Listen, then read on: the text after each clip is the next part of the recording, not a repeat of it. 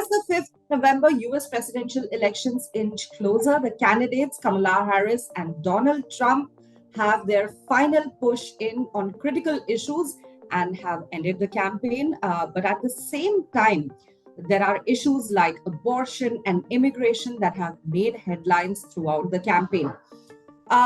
When it comes to immigration, Kamala Harris has of a progressive reform kind of a stance.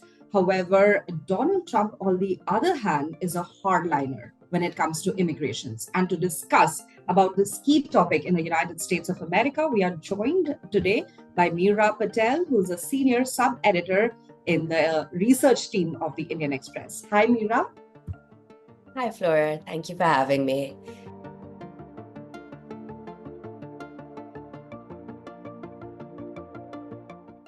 How important of all the issues that they are talking about and they have made it a center point in their campaign, how important and crucial is immigration as an issue? So Flora, great question. Immigration is a very, very important issue. So polling suggests that about 6 out of 10 voters consider immigration to be very, very important. That's a 9 percentage point increase from the 2020 presidential election. And for Republicans in particular, immigration ranks as one of their top issues. So 82% of Republicans say it's very important to their vote in 2024 versus around 39% of Democrats, which is still higher than the share of Democrats that said immigration was important in 2022 and in 2020. And this particularly becomes prominent in states like Arizona. We spoke about swing states in the past, but Arizona is a swing state, a border state as well, gets a large number of immigrants, and voters in Arizona say that immigration is one of their top issues. So it's something that could significantly influence the presidential election. And there are three reasons for that, in my opinion. So one, immigration is a very visual issue, right? So when you're talking about housing, foreign policy, it's difficult for voters to actually envision how that would take place. Whereas with Trump, he talks about truckloads of immigrants coming through the southern border, some of them rapists, some of them criminals. And he says, we're going to build a wall, a very big wall that's going to keep them out. So part of it is that it's a visual issue. It's an issue that affects a lot of Americans. Americans have seen immigration, they've seen immigrants, they've seen how their communities have been affected by large numbers of immigrants. So very visual. Second is because of Harris's role in the Biden administration. So Harris was pretty hands-on vice president compared to vice presidents in the past, because she was always seen as Biden's successor. He had said he was going to only run for one term, and they always assumed that they were priming her for the next election. And so they appointed her as immigration czar. She's been heavily criticized for what she's done in terms of immigration policy, and more importantly, in my perspective, in communicating immigration policy. So her personal connection to immigration has made it the second reason why it's so important. And the third is because immigration actually is a big issue. And especially in 2024, it's not something that's being overhyped. It's something that does affect the American electorate quite significantly.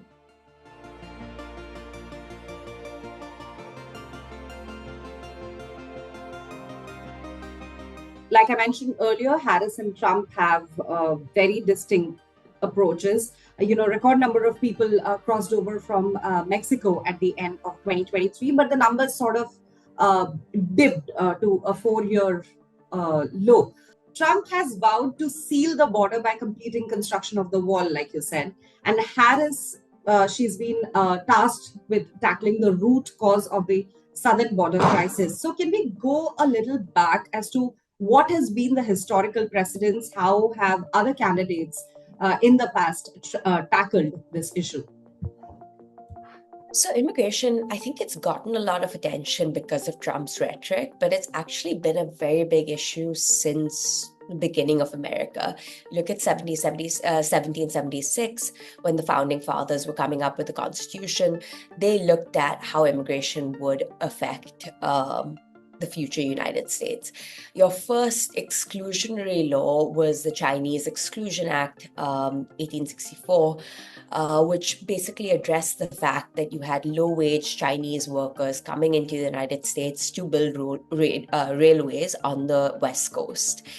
Then you had the quota systems of 1924, which imposed quotas on certain countries, specifically Eastern Europe, but actually kept immigration open in the Western Hemisphere. So it didn't have any restrictions on Mexicans.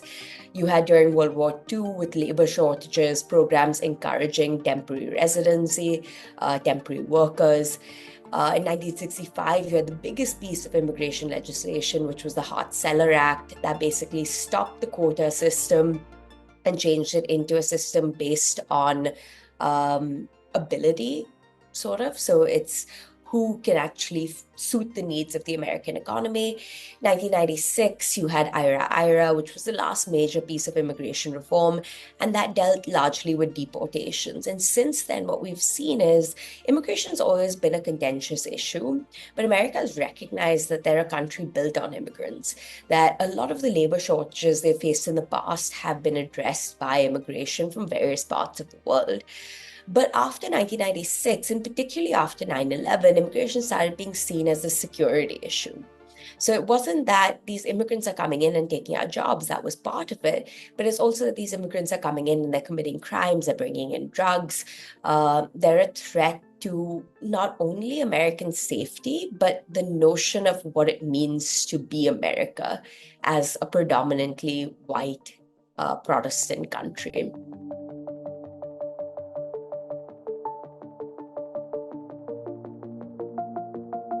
It's become a more of a security and identity issue at this point of time.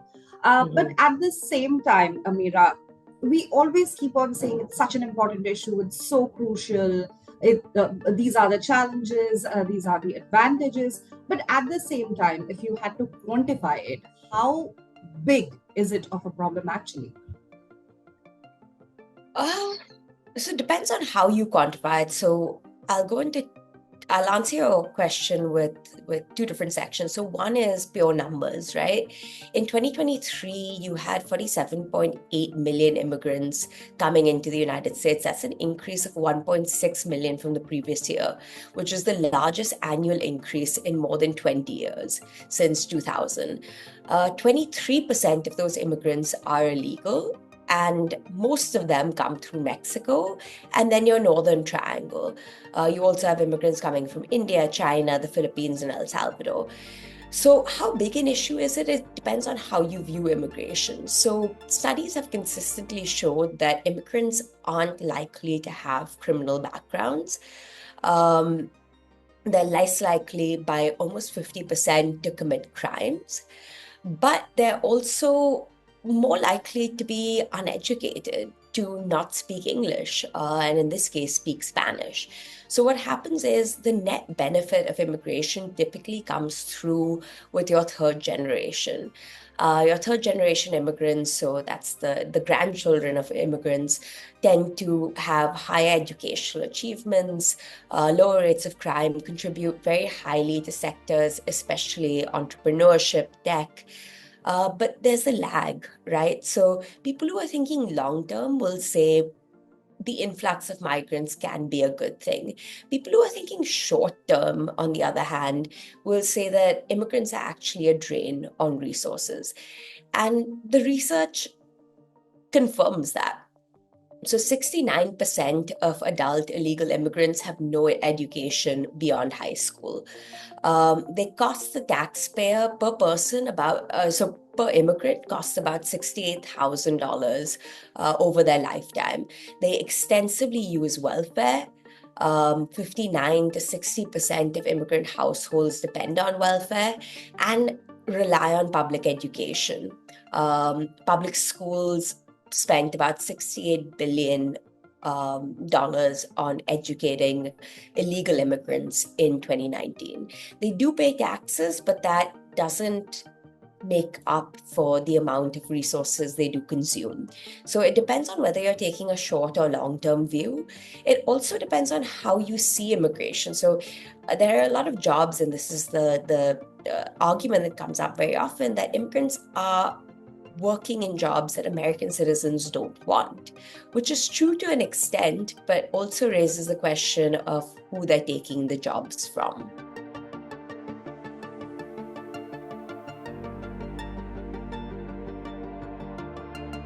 We spoke about security issues when it comes to migrants. Can you elaborate what kind of criminal records or what kind of a threat they pose as immigrants to the United States of America? Very low. Very low. So Trump has said repeatedly, and I quote him, many of the people coming into the United States are from prisons and jails and mental institutions, insane asylums. But in 2022, of the 1.5 million people apprehended at the southern border, only 15,000 were people with criminal convictions. Because of the risk it requires to migrate to the United States, because of the risk of deportation, most immigrants actually don't commit that many crimes. So that is a misnomer. It's more of a drain on resources than it is about the security aspect, which is negligible if you compare it to the general population.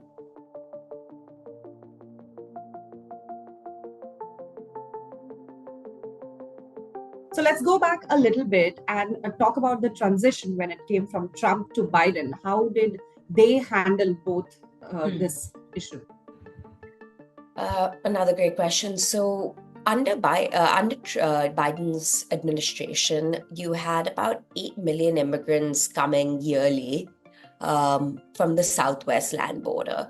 Under the Trump administration, there was 2.4 million. Now, a lot of that is also attributed to the pandemic. Obviously, your numbers went down during lockdown. But another issue that comes out when we're talking about this is an issue of deterrence. So when an immigrant entered the United States under the Trump administration, they were expected to be held at the border, jailed, separated from their families. And Biden, who like Obama, has actually deported a significant number of immigrants, I would say it was done in a more humane way. So the risk factor for immigrants under Biden was significantly lower than that of Trump, which of course invited more migrants to cross over illegally. However, one important thing or a thing to consider as well is that we talk about immigration, we think of them coming in through the border, but most immigrants, actually illegal immigrants, actually come through legally and just overstay their visa. And the data on that is significantly harder to determine. If you had to give a brief overview on how Harris is addressing this issue and how Trump is addressing immigration. So, to be completely honest with you, Flora, my answer is I don't know. Because, Donald Trump has come out and said, Harris is America's border czar and she's failed us. And you have different parts of the Democratic Party coming out and saying Harris is in favor of a humane immigration policy. Some say that she's in favor of open borders. Some say she's in favor of a responsible immigration policy. But in reality, Kamala Harris, with immigration, like with a lot of other issues, just hasn't defined what her policy is. And that's been consistent across her political career. So Harris has run for office a number of times. She's run for State Attorney General of California, California Senate. She ran for president in Democratic primaries, then for vice president, and now as president once again.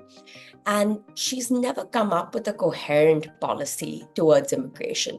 What people say about her and what she's done often tend to be starkly different. Democrats are viewed as this party of enabling illegal immigration, where actually you had a large number of deportations under Obama and Biden. Harris, while she has proposed easier pathways to citizenship, she's also cut asylum access. So, I mean, honestly, we don't really know where Harris stands on immigration. We know where Trump stands, and it's a largely incoherent policy defined by this border wall, which is, I mean, by all accounts, quite ineffective. It was often said, if you build a 10-foot wall, we'll build an 11-foot ladder. And Trump has responded to that in previous elections by saying, okay, then we'll build a 12-foot wall. But the problem is that he's not really addressing the root causes. So any party that can address the push and pull factors of immigration would have a better chance of managing the issue. And so far, we really haven't seen much from either candidate.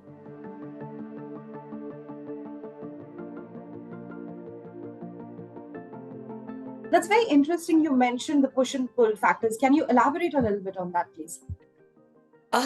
Yeah, of course. So push and pull factors are basically what makes a person want to move and what attracts them.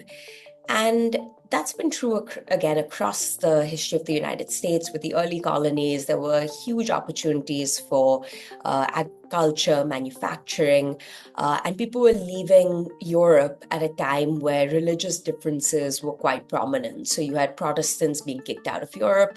They ended up coming to the United States. Over the years, there have been different push and pull factors. So again, in the 1880s, you had the railways bringing in Chinese immigrants. Eastern Europeans, at times of political turmoil there, would come to the United States. Mexicans during World War II, when there were labor shortages. And now what you see is, and I'm going to talk about Mexico in particular, but also Central America. So there are 3 Central American countries, which is called the Northern Triangle. So El Salvador, Honduras, and Guatemala, all with very high rates of crime, low economic development. And in 2022, about 1.9 illegal immigrants came to the United States from these 3 countries. And of course, we're looking at the vast majority coming through from Mexico. So what are the push factors? One is that these countries don't have a functioning economy. There's a lot of drug violence. People who are critical of the government are persecuted. You also have high rates of murder, other crimes. And so obviously that moves them away from the country. But then there's a pull factor as well, right? When you look at the US and Mexican border, it's an easy border to cross compared to the journeys people had to make in the past, which was typically through steamship over thousands of miles. They crossed through Ellis Island and they entered the United States. So there's an ease of entering, but also the United States economy provides so many opportunities. The standard of living for someone who is lower middle class in the United States versus someone who is even middle class in these countries is vastly different. So that attracts a lot of people from Central American countries, and to a lesser extent from the rest of the world as well. We're looking at large numbers of immigrants from Asia, India, and China in particular. And then the last thing is it's determined by the political situation in that country. So as Venezuela's economy tanked over the last couple of years, we're seeing a huge influx of people from Venezuela. And that's, if you combine the two, that's pretty much what determines whether or not people immigrate to the United States illegally.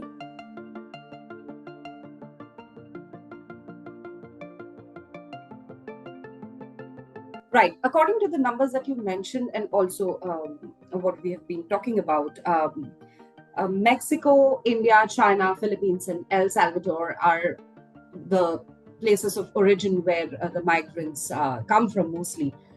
What makes up the numbers for Mexico as they are? Why is there such a huge influx of migrants from Mexico?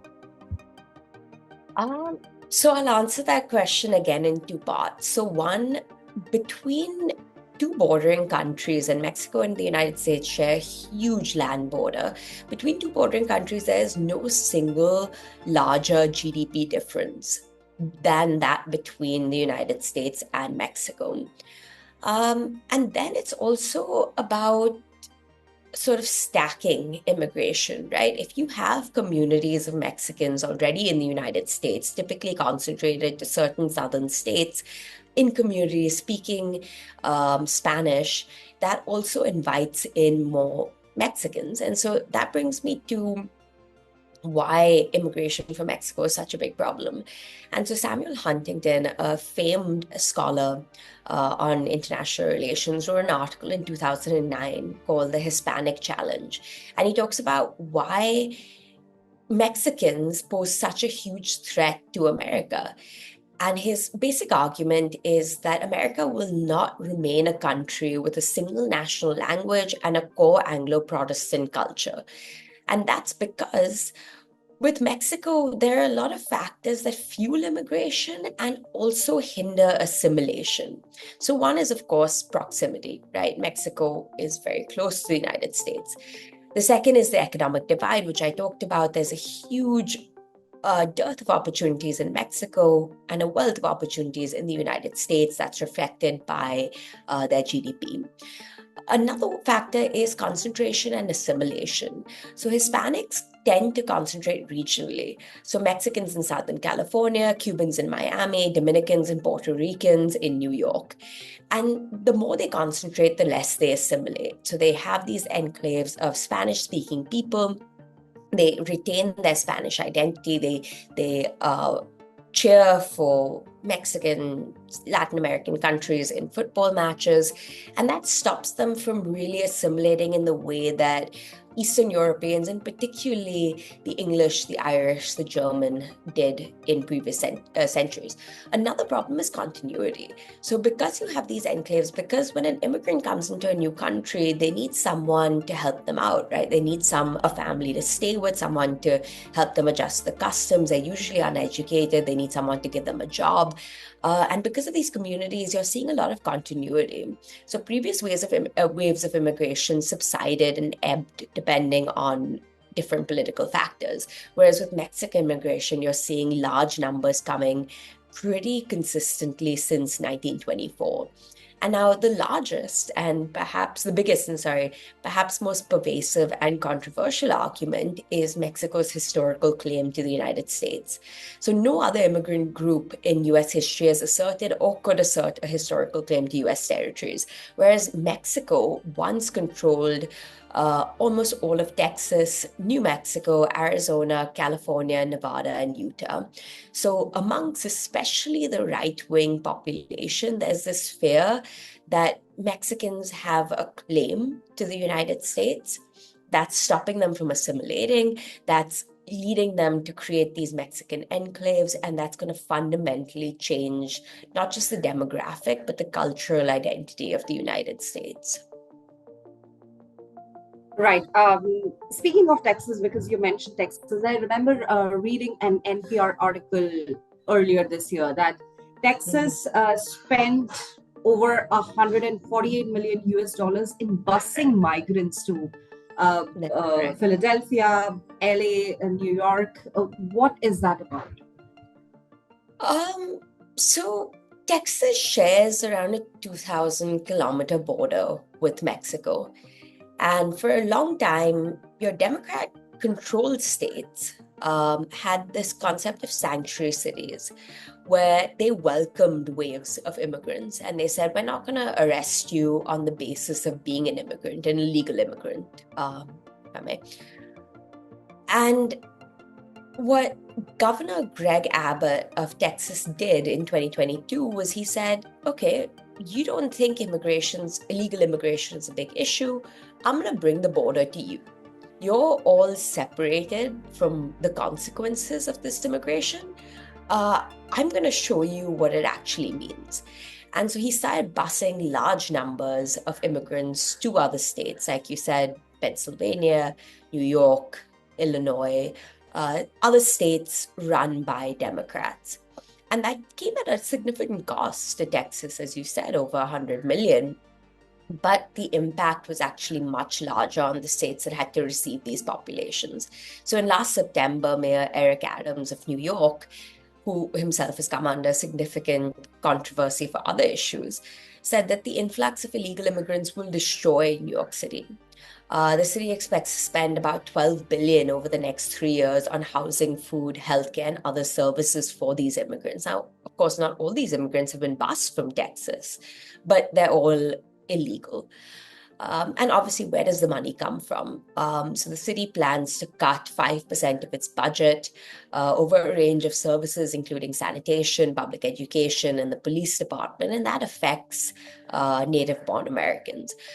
Other states, Denver, for example, Colorado, has said, we're going to actually spend money on sending these immigrants back. So what happens is you have, and most of the immigrants in Texas over the last 2 years have been from Venezuela. And so they come into Texas where there's a significant Venezuelan community. And Greg Abbott says, I'm going to give you a free bus ticket to this other state, that's Colorado, and they actually want you there. So get on a bus, get there, and you'll have a better life. These immigrants have never heard of Denver, but they get on the bus, they get there, and then Denver tells them, we're going to give you a free bus ticket to go back. And in certain cases, the bus conductor has been threatened with impounding, fines, and jail times. And that's happened in New York, Chicago, and Denver for bringing in these migrants. New York has paid more than 35,000 migrants to leave, most of them going back to places like Florida and Texas.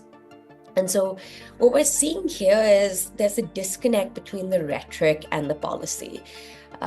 Democrats in these states are saying we want a more humane immigration policy. We want, in some cases, open borders. But when states like Texas have actually sent them busloads of immigrants, their social service net has collapsed, and they're saying we can't actually deal with this. Absolutely. So immigration stays a key issue in this election for sure. After the two elections in 2020 and 2022, where the economy and the pandemic sort of drowned out the impact of immigration policy on voting behavior, I think this time immigration has returned to the forefront of people's mind, as it did for Obama in the election years of 2008 and 2012. And if this happens, it is likely that the candidate, either Harris or Trump, who can signal to the voters that they have a specific plan to simultaneously address the border security and also at the same time develop approaches to find a path to legal status for undocumented immigrants, will, I think, be rewarded in terms of heading the table at the Oval Office. That was Meera Patel, a senior sub-editor at the research team of the Indian Express, talking to us about the immigration issues and how it has sort of been one of the major criteria for campaigning in this US elections this year. Thank you for talking to us, Meera. Please keep watching the official YouTube channel of the Indian Express for all the live updates and the analysis on the 2024 US presidential elections. Don't forget to like, share, and subscribe to our channel. And thank you for watching.